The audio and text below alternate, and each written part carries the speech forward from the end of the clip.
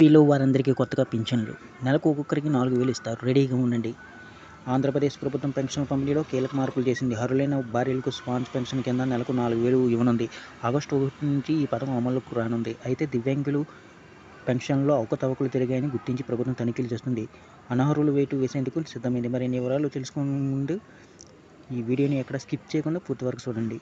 అలాగే వీడియో కానీ నచ్చినట్లయితే మీ ఫ్రెండ్స్కి, ఫ్యామిలీ మెంబర్స్కి షేర్ చేయండి. ఒక చిన్న లైక్ చేసి మా ఛానల్ ఎంకరేజ్ చేయండి. ఆంధ్రప్రదేశ్ ప్రభుత్వం కీలక నిర్ణయం తీసుకుంది. రాష్ట్రంలో స్పాంజ్ పెన్షన్లు ఇచ్చేందుకు సిద్ధమవుతుంది. ఈ మేరకు మంత్రి కొండపల్లి శ్రీనివాసరావు గారు క్లారిటీ ఇచ్చారు. రాష్ట్ర వ్యాప్తంగా ఎన్టీఆర్ భరోసా పథకం కింద స్పాంజ్ పింఛన్లు అందించబోతున్నట్లు మంత్రి తెలిపారు.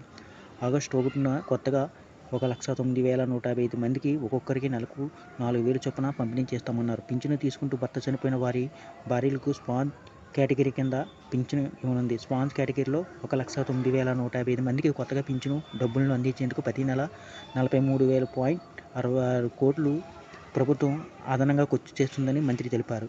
రాష్ట్రంలో పింఛను తీసుకుంటూ భర్త చనిపోతే ఆయన భార్యకు మరుసటి నెల నుంచి స్పాంజ్ కేటగిరీలో పింఛను అందించాలని నిర్ణయం తీసుకుంది. ఆంధ్రప్రదేశ్ ప్రభుత్వం 2023 డిసెంబర్ 1 నుంచి 24 అక్టోబర్ 31 వరకు స్పాంజ్ పింఛను కోసం భర్త చనిపోయిన భార్యలకు పింఛను ఇచ్చేందుకు ప్రభుత్వం దరఖాస్తులు తీసుకుంది. అనంతరం అర్హులైన వాళ్ళు అవసరమైన పత్రాలతో ఆన్లైన్లో దరఖాస్తు చేసుకున్నారు.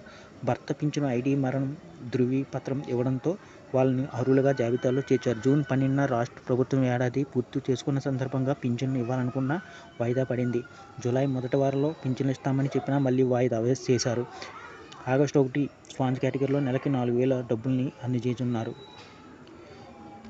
మరోవైపు ఏపీ ప్రభుత్వం దివ్యాంగుల పింఛన్లకు సంబంధించి తనిఖీలు చేపట్టిన సంగతి తెలిసిందే. గత ప్రభుత్వం హయాంలో భారీగా అవకతవకలు జరిగాయని, అనర్హులు 1,00,000 మందికి పైగా పింఛన్లు పొందుతున్నారని గుర్తించారు.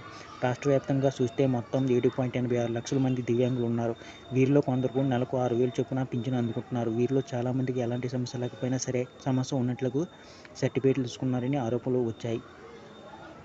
మానసిక సమస్యలు ఉన్నాయని, వినికిడి లోపం ఉందంటూ తప్పుడు ధృవీపత్రాలు పొందారని ఆరోపణలు వచ్చాయి. దీంతో ఏపీ ప్రభుత్వం తనిఖీలు చేపట్టింది. వైకల్య నిర్ధారణ పరీక్షలు నిర్వహిస్తున్నట్లు సంగతి తెలిసిందే.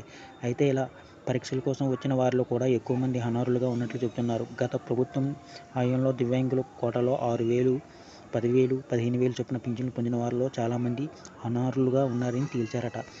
త్వరలో ఈ అనర్హుల జాబితాపై క్లారిటీ వస్తుందని, దీనికి పింఛన్లు రద్దు చేయడం ఖాయమనే చర్చ జరుగుతుంది. మొత్తం మీద ఏపీ ప్రభుత్వం అనర్హులపై వేటు తప్పదంటున్నారు. అర్హత ఉన్న ప్రతి ఒక్కరికి పింఛను అందజేస్తామని చెబుతున్నారు. ఈ వీడియో కానీ మీకు నచ్చినట్లయితే ఒక లైక్, సబ్స్క్రైబ్ చేయడం మాత్రం మర్చిపోకండి.